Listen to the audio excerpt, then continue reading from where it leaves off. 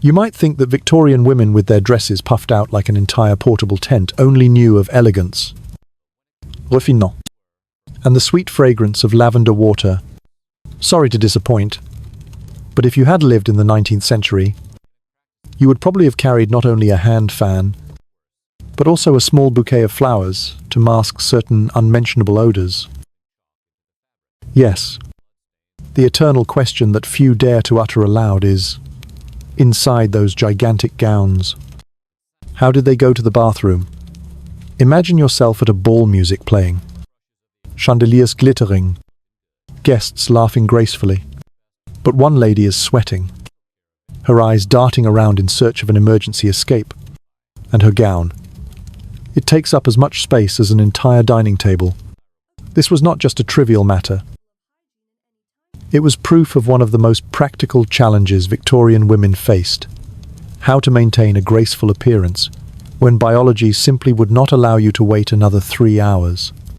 Tonight, we will uncover the secrets of 19th century ladies' hygiene from hidden tools, survival tricks buried beneath layers of fabric, to the comical situations that even diary writers of the time could not help but laugh at.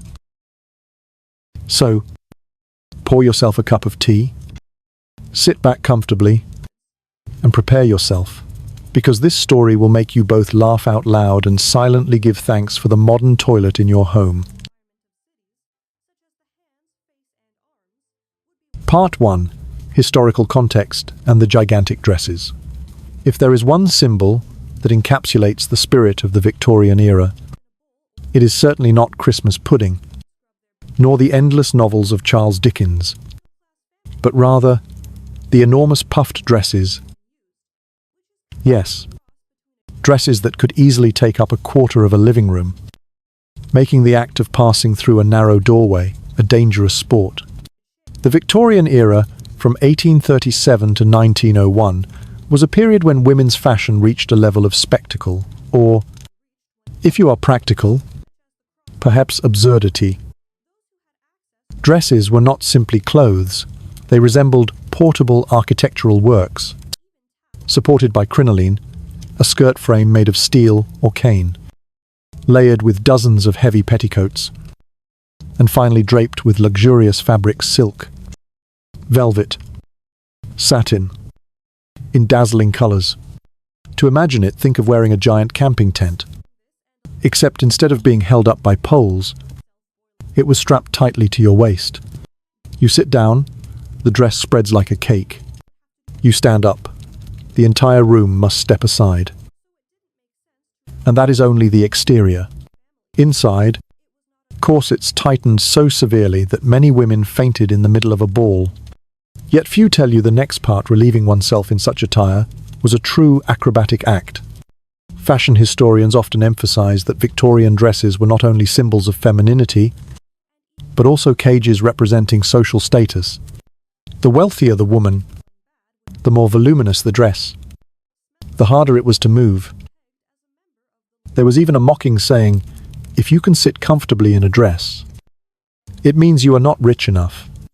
But beneath those layers of fabric lurked a less elegant truth: the so-called toilet logistics. So when society demanded women remain graceful, sit upright, smile, and exhale the fragrance of roses, how did they manage? When the body suddenly issued an emergency order, this is where reality and glamour collided fiercely. There are 19th century satirical drawings depicting ladies struggling in the lavatory, a humorous yet symbolic image, the splendor of fashion built upon behind-the-scenes situations no one wished to mention. You see, behind the sparkling chandeliers and the sweet sound of violins, there always existed a truth, rather pungent, but it did not end there. The problem grew more complicated when considering infrastructure. Many grand houses in the 19th century lacked modern toilets as we know them today. People used chamber pots, placed in bedrooms or in a small room called a closet. If you were a lady in a crinoline, getting there was challenging enough. Not to mention the takeoff and landing operation. In fact, one of the survival tricks of the time was that dresses were designed to create space underneath, In other words, they were like a portable covered toilet. This may sound convenient, but imagine being outdoors, at a luxurious picnic, and needing to take care of things. Yes. Women's diaries of that era occasionally mention accidents that left everyone blushing. Surprisingly, society considered such matters normal. Maintaining an exterior image was more important than anything. As long as you kept a calm face, no one was allowed to speak of what was happening beneath the wide skirt. It was almost an art of living, pretending everything was perfect. Even when sitting on a bourdaloue, a small boat-shaped chamber pot in the drawing room. Researchers still debate, was this complexity part of the reason Victorian women were often regarded as weak and needing protection, or were they in fact skilled artists, too adept at maneuvering through difficult situations while preserving elegance? The truth likely lies somewhere in between. A society that created impossible garments, and women who turned the impossible into possible, with creativity no less. Peculiar. In short, Victorian dresses were magnificent symbols, but also traps. And only when you understand the backstage secrets that accompanied them can you truly appreciate the resilience and humor of the women of that time. Part 2. The Secret Tools Chamber Pot. Bourdaloue. And unbelievable ingenuity. Alright.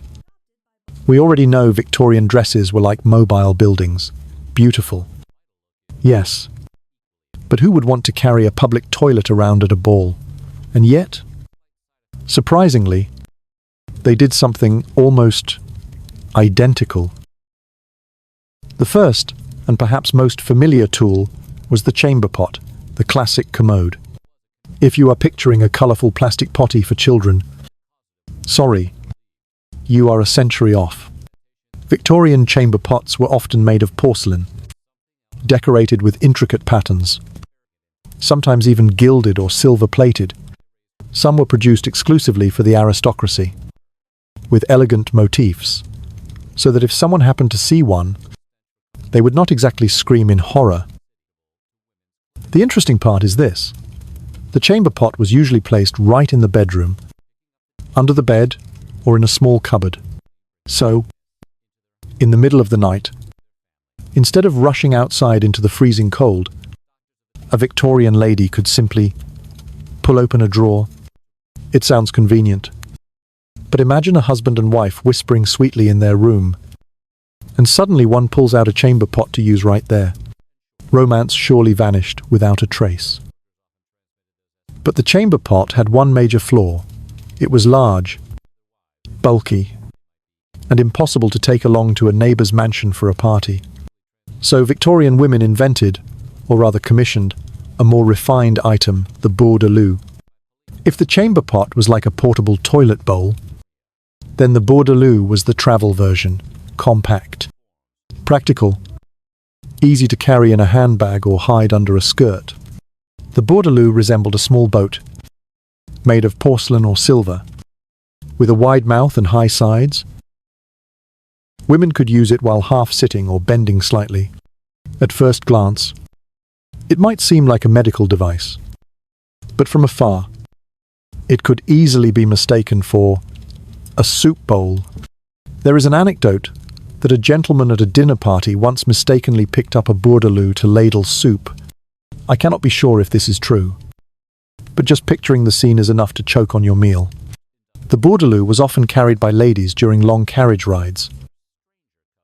You know, Victorian carriages did not have rest stops like modern highways.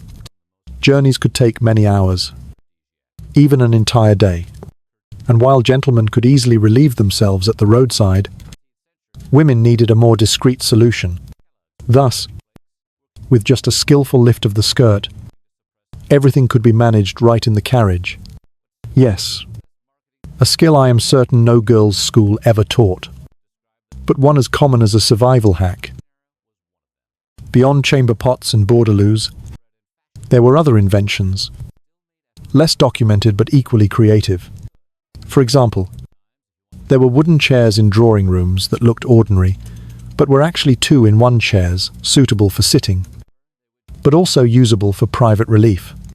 Some were upholstered in leather, inlaid with designs, so that no guest would ever suspect a thing. The catch was that when combined with those enormous dresses, the whole act turned into a silent performance. Victorian women had to master quick, precise maneuvers while keeping their faces perfectly calm, as though nothing unusual was happening. Imagine at a tea party. One guest seems to bounce a little too long on a chair, all the while smiling serenely.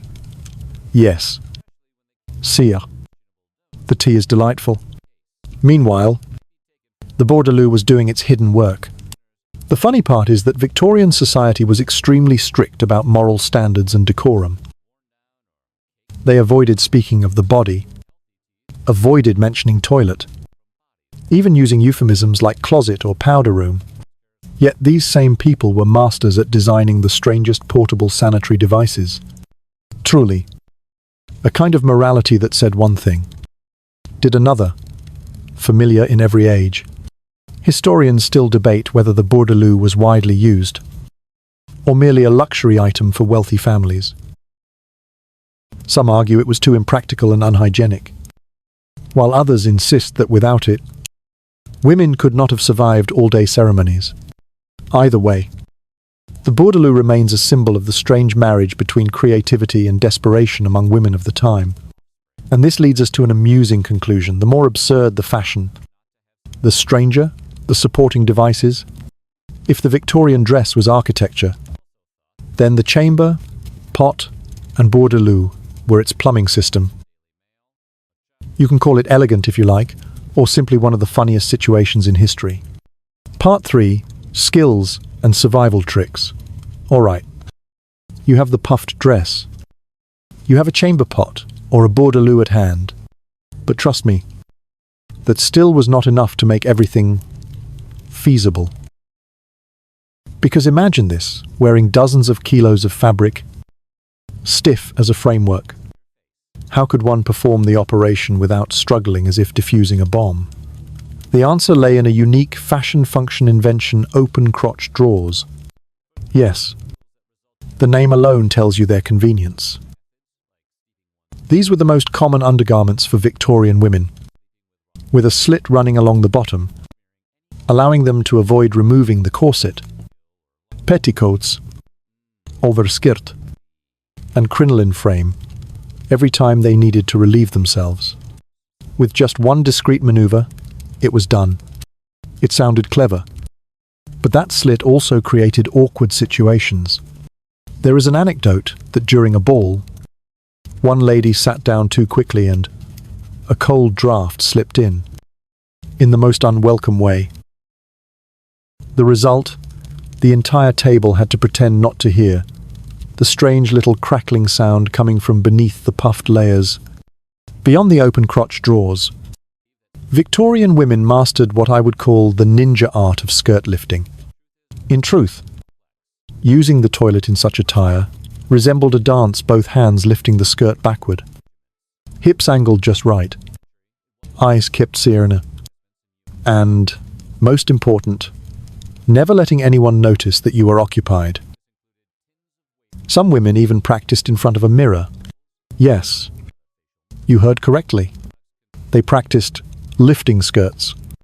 Much as we practice today to get the perfect selfie angle, they practiced how to act without turning their elegance into chaos. Of course, things did not always go smoothly. Fashion accidents happened. For example, during outdoor picnics, strong winds could whip up a skirt at precisely the wrong moment. One unlucky gust could turn a refined lady into a victim of nature. And I am sure none of them wanted their names recorded in friends' diaries with a note. Today, Lady X made the entire park fall silent for 5 seconds due to a flying skirt mishap. Interestingly, Victorian women developed an entire secret body language to signal when they needed the toilet. For example, placing a fan on the table in a certain direction, or standing up from a chair longer than usual. This was like the aristocratic version of Morse code. Instead of saying directly, "Excuse me, I need the toilet." They used subtle cues, and the perceptive would understand. Historians still debate were these skills taught within families, or did women simply learn them through real-world practice? Some personal notes suggest mothers taught daughters how to lift skirts properly, almost like a family secret. But there were also cases of young women humiliated at their first grand ball, simply because they did not understand the mechanism of the open crotch drawers. What is astonishing is that despite all these inconveniences, women were still expected to maintain a flawless appearance. No sweating, no grimacing, no strange noises. That meant playing the role of an angel in strict society, while secretly managing very human needs with professional stealth. And this makes me think Victorian women must have been true multitasking masters. They not only embroidered, played the harp, and spoke fluent French, but also mastered the art of discreet skirt lifting, a skill set that today would certainly appear on a CV under the heading soft skills. In short, Victorian attire did not just test endurance, it turned relieving oneself into a strategic game. Every flawlessly executed moment was a silent victory. And I imagine, if there were an Oscar for Best Actress in the role of pretending not to need the toilet, thousands of 19th century ladies would have been nominated. Part 4. Awkward situations. If you think that having a chamber pot, a bourdaloues, and ninja skirt lifting skills was enough to make everything smooth, then sorry, you have underestimated the cruelty of reality. Because, just like Murphy's Law, anything that could go wrong certainly would. Let us begin with the royal ball. You see, Victorian parties were not like modern buffets where you could slip out for a few minutes. No, these gatherings lasted for hours, with dancing, speeches, and musical performances. And while gentlemen could easily step away for a moment, ladies, in puffed gowns and tightly laced corsets, had to endure with an unchanging smile. More than a few fainted on the dance floor. Historians often note corset too tight as the cause, but I think we all know there might have been another, delicate reason. Next came outdoor accidents. A picnic in the park sounds poetic, until you remember that a Victorian dress took up as much space as a tent.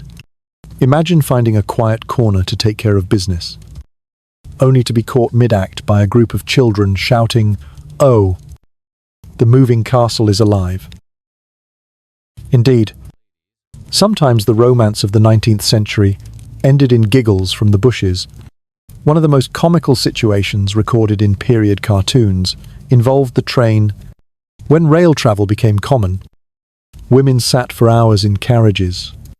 Train toilets were crude, and squeezing a puffed gown inside was like trying to stuff a giant balloon into a matchbox. A satirical newspaper sketched a lady stuck in the train toilet, her skirts blocking the entire doorway, while passengers waited outside with faces both annoyed and amused. Not to mention accidents in church. Services dragged on, the atmosphere solemn. Everyone bowed in prayer. But occasionally, a lady accidentally spilled a chamber pot hidden beneath her seat, and the whole row had to pretend not to hear the mysterious drip, drip on the stone floor. The Victorian era was famous for its moral strictness. But trust me, behind those solemn statues, more than a few suppressed chuckles surely hid. Then there were transportation mishaps. Women often carried bourdaloues on carriage rides. But if the horse suddenly bolted, just as the user had not yet settled properly, you can imagine the outcome. One unexpected jolt, and a small accident turned into a major disaster. Rumour has it that some servants carried thick cloths in their pockets solely to handle such emergencies. Amusingly, in the private diaries of noblewomen, one sometimes finds entries such as, "Today, my gown nearly betrayed me before the Count," or, "Had the wind not risen at that moment, my honour would have been preserved." Such lines, seemingly trivial, reveal a very human side of an era, so often idealized. Historians also note a phenomenon that could be called suspicious background noise. Because open crotch drawers made relieving oneself easier, some women chose not to leave the dinner table at all. They sat on chairs with bourdaloues hidden beneath, continuing their charming conversation while backstage took place. One satirical poet wrote, "She smiled like spring breeze. But beneath her skirts, she concealed a storm." Of course, it was not always just comedy. For many, this was a constant anxiety. A single misstep could mean a lifetime of humiliation. Victorian society valued honor so highly that even the smallest rumor could destroy a lady's reputation. Thus, toilet logistics could be as tense as a diplomatic battle. But you know the most remarkable thing.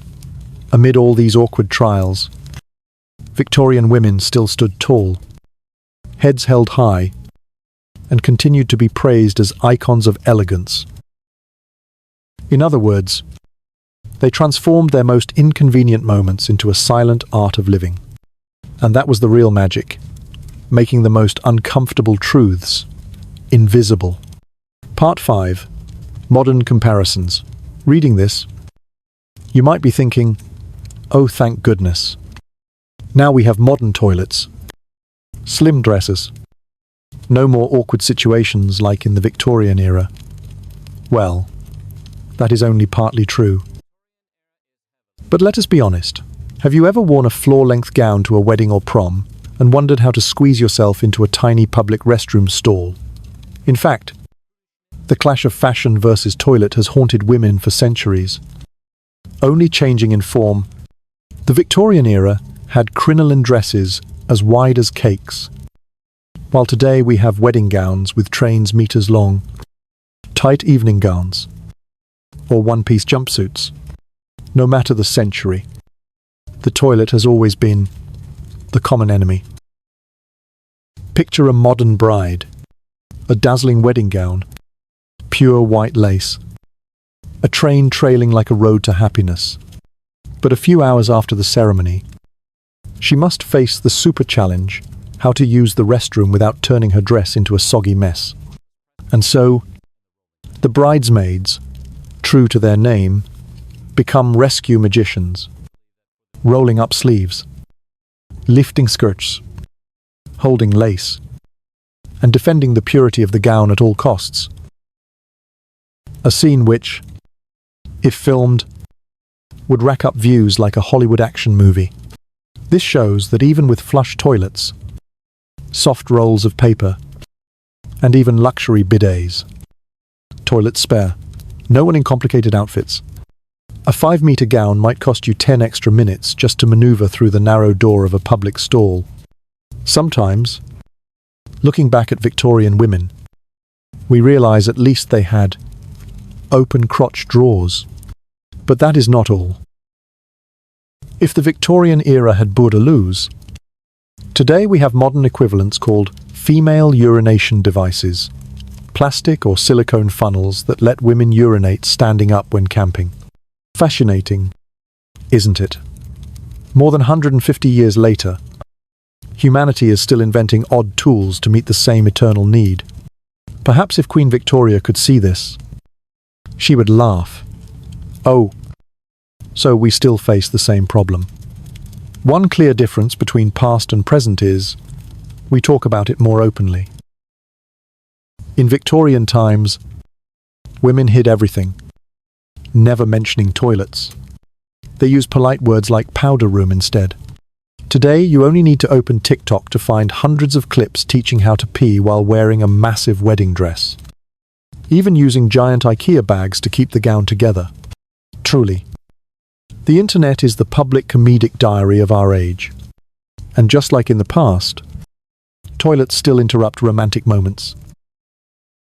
Imagine you are at a prom, soft music playing, your dream partner asking you to dance, but that moment is cut short by an urgent signal from your bladder. Sorry, Romeo, But Juliet needs to dash to the toilet before tragedy strikes for real. The funny part is, despite all our technology, modern women still share the same anxiety as their Victorian ancestors: how to remain graceful in the least graceful situations. The only difference is today we have phones to snap a photo of the ordeal, while they only had diaries to record it. Perhaps what makes us sympathize most with 19th century women is not the puffed dresses, not the tight corsets, but the timeless truth: fashion always comes with sacrifice. You want beauty. You will pay the price, sometimes in the form of struggling in a cramped toilet or tripping over an overly long train. To be fair, Victorian women deserve to be honored as silent warriors in the battle against inconvenient toilets. Without their pioneering chamber pots and bourdaloues, we might never have thought of bizarre hacks like IKEA bag, wedding dress holders. And you know what is most delightful? Even separated by more than 150 years, modern women can sit down, share their awkward stories, and Victorian women would nod in empathy. Oh my. I know that feeling all too well. Conclusion.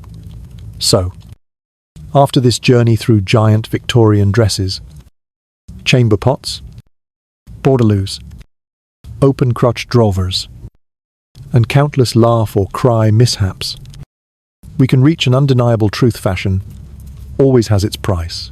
And sometimes that price is paid in the restroom. Victorian women, with all their outward elegance, were in reality masters of silent improvisation.